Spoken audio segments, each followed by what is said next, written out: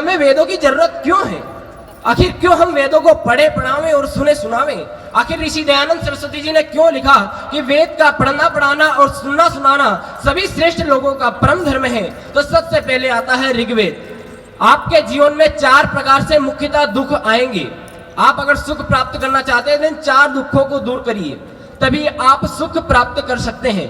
क्योंकि सुख अगर हमें प्राप्त करना है तो हम वेदों के माध्यम से ही कर सकते हैं। तो सबसे पहला दुख अगर आपके जीवन में आएगा तो वह अविद्या है।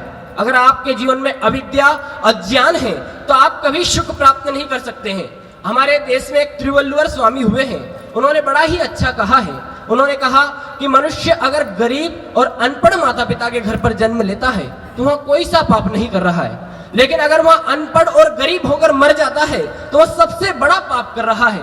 तो इसको हम ध्यान में रखें कि इस जीवन में आए हैं तो हम विद्या और ज्ञान को प्राप्त करें और अपने जीवन में उन्नति को प्राप्त करें, तभी हम सफल हो पाएंगे, सुखों को प्राप्त कर पाएंगे। तो अपने जीवन से अविद्या को दूर करें। इसीलिए महर्षि दयानंद सरस्वती जी ने लिखा है कि अविद्या का नाश और विद्या की वृद्धि करनी चाहिए।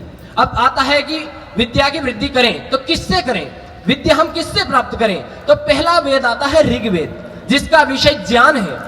ज्ञान को प्राप्त करें, तीर्ण से लेकर ईश्वर पर्यंत तक का ज्ञान ऋग्वेद में है। कभी आपको कोई ज्ञान न हो तो ऋग्वेद उठाकर देख लीजिए, आपको तीर्ण से लेकर ईश्वर पर्यंत तक का ज्ञान मिल जाएगा और उस वेद के माध्यम से आप सब कुछ प्राप्त कर सकते हैं। ज्ञान नहीं होता तो कुछ भी नहीं कर पाते हैं। एक उदाहरण के माध्यम से समझाना चाहूंगा कि आपको एक कमरे में बंद कर दिया गया और उसमें सारी सुविधाएं, सर्व सुविधा युक्त कमरा है, लाइट है, एसी है, पंखा है, जो चाहिए वो है, लेकिन आपको उसका ज्ञान नहीं है, उसमें अंधेरा है और उसका ज्ञान नहीं है कि इसका बल्ब कहां से चालू होता है, तो आप उसकी कोई सी भी सुविधाओं का सुख प्राप्त नहीं कर सकते हैं। ऐसे ही अगर आपके पास ज्ञान नहीं है तो आप कुछ भी प्राप्त इस संसार से नहीं कर सकते हैं, क्योंकि इन साधनों से ही आप सुख प्राप्त करते हैं। और यह बात भी याद रखिएगा कि साधनों से ही सुख प्राप्त नहीं होता है, साधना से भी सुख प्राप्त होता है। तो साधनों के साथ में अपने जीवन में साधना का भी प्रयास करें। अब आप देखिए, वही कमरा आपको दिया जाए, उसका लाइट कहां से जलता है यह भी बता दिया जाए, लेकिन अगर आपके जीवन में अकर्मण्यता आ जाए तो आप कुछ भी नहीं कर सकते हैं। तो आपके जीवन में कर्म होना अति आवश्यक है।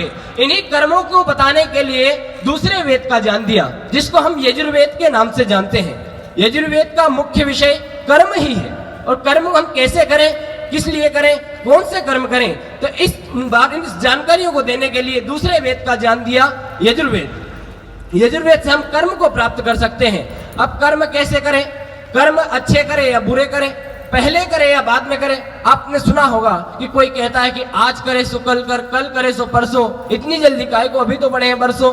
और कोई कहता है कल करे सो आज कर, आज करे सो अब, पल में प्रलय होगी भौरी करेगा कब। अब हम, कोई कहता है बाद में करें, कोई कहता है पहले करें, तो कैसे कर्म कब करें हम? तो ऋषि दयानंद जी ने इसका उत्तर बड़े ही अच्छे प्रकार से दिया है कि सब काम धर्मानुसार, अर्थात सत्य और असत्य को विचार करके करने चाहिए। हम भले ही अच्छे काम पहले करें या बाद में करें, उसका अच्छा ही फल मिलने वाला है, और अगर आप बुरे काम पहले या बाद में करते हैं तो उसका बुरा ही फल मिलेगा।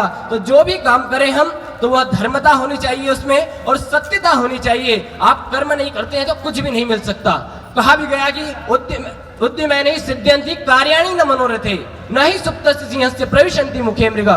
कितना ही आप मन में विचार कर लें कि मेरे पास वो आ जाए, वो आ जाए, नहीं आ सकता, क्योंकि कहा गया है न ही सुप्तस्य सिंहस्य प्रविशन्ति मुखे मृगा। शेर अगर यहाँ सोच ले कि मेरे मुख में मृग आ जाए, हिरण आ जाए, तो नहीं आ सकती, उसको कर्म करना ही होगा।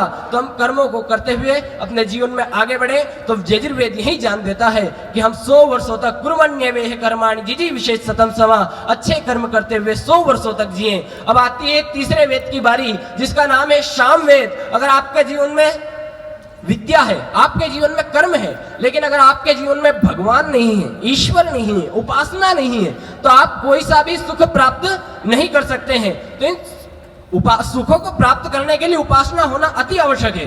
तो उपासना के लिए परमात्मा ने हमें तीसरा वेद का ज्ञान दे दिया, जिसे हम सामवेद के नाम से जानते हैं, और जिसका मुख्य विषय उपासना ही है। और जिस मनुष्य के जीवन में उपासना आ जाती है, उसके मन से केवल एक ही वाणी निकलती है, प्राप्तम प्रापणीयम भवति, आनंदम प्राप्त आनंदी भवति। जो प्राप्त करना था वह प्राप्त कर लिया, जो आनंद मुझे चाहिए था वह आनंद मुझे मिल गया।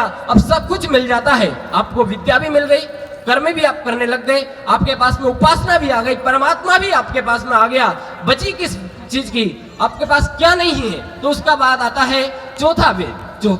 चौथा वेद हम जानते हैं अथर्ववेद, और अथर्ववेद का मुख्य विषय है विज्ञान, अर्थात हम नई नई चीजों को कैसे प्राप्त करें। अब जरा सा ध्यान दीजिए कि 400 वर्ष पहले शेर जैसी गुफा में रहता था, आज भी वैसी ही गुफा में रहना पसंद करता है कि नहीं करता? करता है। 400 वर्ष पहले चिड़िया जैसे घोंसले में रहती थी, आज भी वैसे ही घोंसले में रहती है नहीं रहती है? रहती है। लेकिन आप अपना देखिए, 400 वर्ष पहले आप जैसे कपड़े पहनते थे आज वैसे पहनते हैं?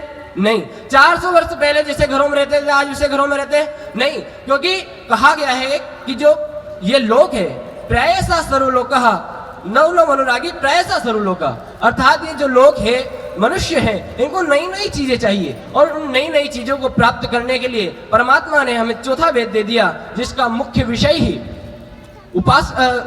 विज्ञान है। अर्थात विज्ञान, हम नई नई चीजों को कैसे प्राप्त करें।